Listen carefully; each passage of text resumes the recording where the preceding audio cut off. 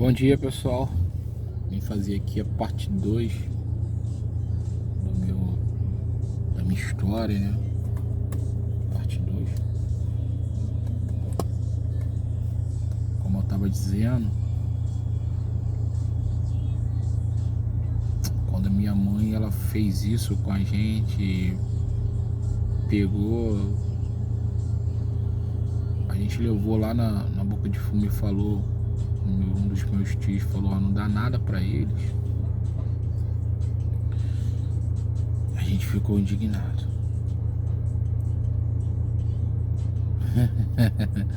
Porque a gente queria, né? Uma bota da Headley naquela época, poxa, era top, né? A gente queria, mas minha mãe ela sabia o que estava fazendo. E aí eu comecei a ir muito pra lá, pra casa dos meus avós, lá no morro, né? Porque a gente já não morava lá em cima mais, a gente, né, morava lá em Auma, né? Meu pai já veio a falecer porque a gente foi morar em Santa Cruz, uma das comunidades lá de Santa Cruz, e ali foi duro pra gente porque foi aonde mataram meu pai, né?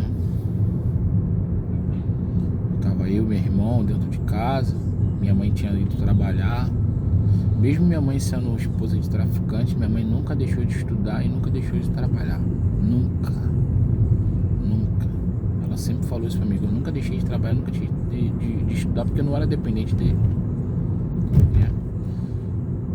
E nós se deparamos, eu me lembro muito vagamente que quando a gente se deparou, alguém batendo na porta, meu pai atendeu, tava eu e meu irmão sentado assim, né, no chão e tal, e ali deram um tiro na cara do meu pai, mano. Ele caiu, me lembro que ele caiu em cima de mim, e ele, meu irmão, conseguiu me tirar dali, que eu era 3 anos mais velho, eu sou mais 3 anos mais velho, mais novo que meu irmão. Ele conseguiu me tirar dali. E ali a gente fomos pra rua. E eu me lembro que tava chovendo muito. Era uma rua assim de barro. Uma rua de barro. Uma senhora, um casal pegou a gente, tava chovendo muito. Eu me lembro com 15 de detalhes, sabe? Meu irmão tirou, eu tava descalço, sem camisa, meu irmão também sem camisa, a gente zanzando na comunidade, tinha acabado de matar nosso pai e tal. Apesar que era meu pai, mas não era pai do meu irmão, porque a gente são pais separados. Mas meu pai tinha ele como um filho, né? Pegou ele muito novo. E eu lembro que meu irmão tirou o chinelo dele. Desculpa. Tirou o chinelo dele e me deu. E um casal pegou a gente, botou a gente dentro de casa. Acho que até eu acredito até que minha mãe chegar e tal. E eu me lembro que esse casal, quando ficou sabendo que a gente era filho do fulano, e foi anoitecendo, esse casal botou a gente pra fora. A gente foi lá de fora. E eu me lembro também que veio outro casal, pegou a gente, botou a gente pra casa. E eu, dali, acho que a gente tava com fome, né? Não tinha nada, a gente não sabia muito o que tinha acontecido e tal. E esse casal acolheu a gente, com fome, com frio e com medo. Muito medo. Se é nos dias de hoje, eu acredito que essa pessoa que matou meu pai tinha matado aí meu irmão também. E a partir dali, eu não me lembro mais de nada. Eu só me lembro de estar vindo morar em Aum. E aconteceu o que aconteceu na parte 1, né, do vídeo. E o tempo foi se passando, a gente foi crescendo. E eu me lembro que em 90, se eu não me engano, 94, 95, minha mãe não tinha muito o que fazer, porque eu já via meus tios como referências referência, ficava muito com eles lá. E minha mãe trabalhava muito. E minha mãe estudava muito. Não tinha muito o que fazer. Ela só se viu assim, botar esse menino no colégio interno. Porque eu era muito brigão na rua. E minha mãe me colocou num colégio interno mesmo, ali na Indel Castilho.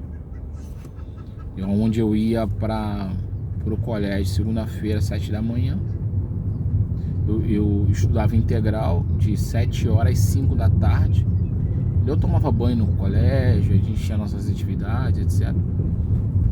E também eu dormia no colégio. Tinha um alojamento e a gente dormia no colégio. E assim eu fiquei um bom tempo, sabe? Dormindo no colégio. Eu ficava muito indignado, achava que minha mãe tinha me abandonado e tal. Mas não era isso. Hoje em dia eu não vejo que não era isso. Hoje em dia eu vejo que realmente minha mãe me colocou lá porque ela tinha que colocar. Ela tinha que colocar porque era a única maneira dela trabalhar. E ao mesmo tempo ela me vê longe dos maus costumes da minha família, que era, né, as bocas de fumo, o tráfico e tal. Hoje em dia eu entendo. Antes eu não entendia, eu ficava muito chateado, aborrecido e tal. Mas hoje em dia eu entendo porque minha mãe me colocou lá. Me colocou lá porque foi preciso colocar lá, porque foi a única maneira que ela tinha de trazer o sustento para casa. Como é que ela ia conciliar trabalho e cuidar da gente? Ou ela trazia comida para casa, ou ela cuidava da gente, né? E assim foi, graças a Deus.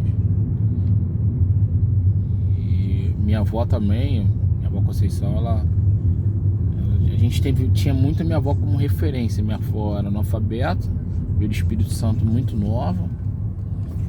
Foi morar lá na General Roca, lá no Salgueiro. E minha avó foi trabalhar na Mesbla, antiga Mesbla. Trabalhou lá como serviços gerais. Mesmo analfabeta, ela conseguiu chegar num cargo de chefia lá.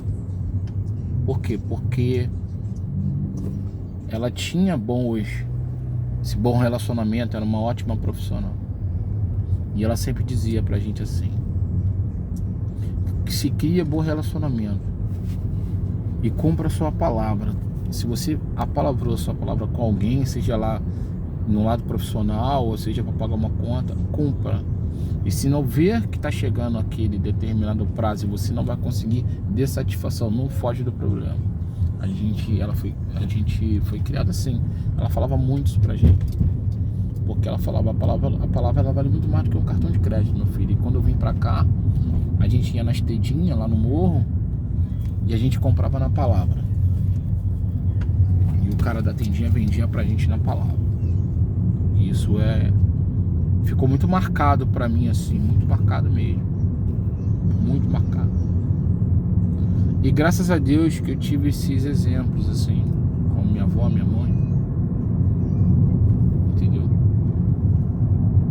E eu vou contar isso mais pra frente, tá, pessoal? Vou contar isso mais pra frente. Quem estiver aqui assistindo esse vídeo, curta lá, compartilha, ativa o sininho, tá? Porque eu vou contar um pouco mais da minha história aqui, tá bom, pessoal? Olha, que Deus abençoe a vocês grandemente.